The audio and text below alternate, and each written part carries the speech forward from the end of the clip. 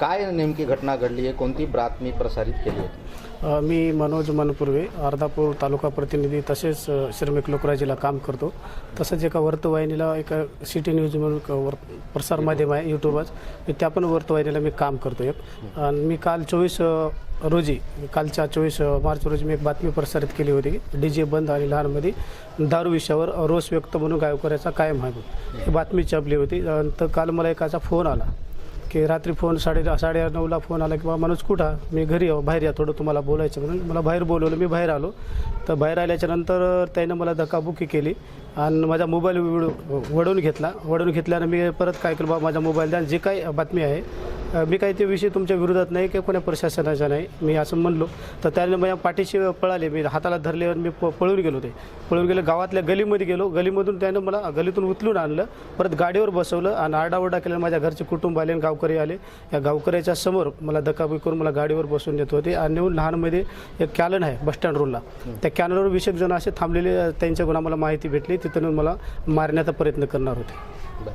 आता काय मागणी आहे? काय आता माझी अशीच मागणी आहे सर, मी यासारखे असे अनेक पत्रकार आहेत, मी चांगल्या पद्धतीने काम ग्रामीण भागामध्ये कामं करतात. यांनावर असे अन्याय अत्याचार असे होत असल्यानं खरंच पत्रकारिता आम्ही कशा पद्धतीने करावी आणि पत्रकारला कुठेतरी शासनानं न्याय मिळवून देण्याचं काम करा आणि त्या गुन्हेगारावर योग्य ते कारवाई करावी. असेच 4 ते 5 जण होते, 4 गाड्या आल्या त्या आणि दोनदा मला गाडीवर उचलून गाडीवर बसवलं. तर मी अजून पुढे मारून बाजूला निघालो. कुटुंब आणि गावकऱ्यामुळे मी वाचलो सर.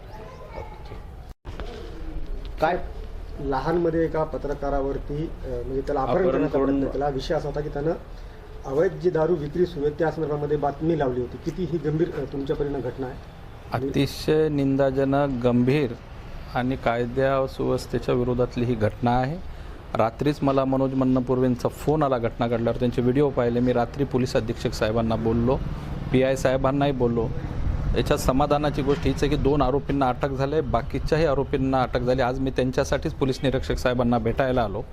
हा अपहरणाचा तर प्रयत्न आहेच, त्याच्यानंतर हा दारू माफियाची दादागिरी आहे आणि अशी कुठलीही गोष्ट सहन केल्या जाऊ नये, कायद्याला ती सहनही केल्या जाणार नाही असं मला पोलीस अधीक्षक साहेब आणि PI साहेबांनी सांगितलेलं आहे. आता ते कायदेशीर चर्चा करून यामध्ये किती BNS खाली सिरियस गुन्हे दाखल करता येतील तेवढे गुन्हे दाखल केले जातील असं त्यांनी आश्वस्त केलं आहे. पण पत्रकारावरती हल्ला महाराष्ट्राचं पुरोगामी सरकार कधीही सहन करणार नाही. कडक कारवाई नक्कीच होतील आणि हीच भूमिका राज्याचे गृहमंत्री आणि मुख्यमंत्री देवेंद्रजी फडणवीस साहेबांची आहे. रेडी? यस सर, पत्रकाराचं अपहरण करून त्याला मारहाणीचा प्रयत्न झालेला आहे. काय नेमकी तुम्हाला माहिती आणि काय गुन्हा दाखल होणार आहे? या प्रकरणी अर्धापूर येथील पत्रकार मनोज मन्नापुरे यांनी त्यांच्यासोबत जी घटना घडली याबाबत येऊन मला सर्वस्वी कथन सांगितलेलं आहे.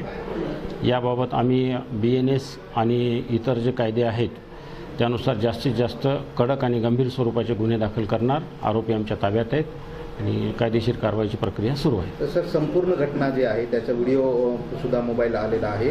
आरोपींना काही अटक केलेली आहे? अटक करणार आहात काय? आम्ही आरोपीला अटक करणार आहोत. 2 आरोपी आम्ही आणलेले आहेत. व्हिडिओ पाहून इतर आरोपींची ओळख पटवून ताब्यातील आरोपीकडून त्यांचे नावं निष्पन्न करून त्यांनासुद्धा अटक करण्यात येईल.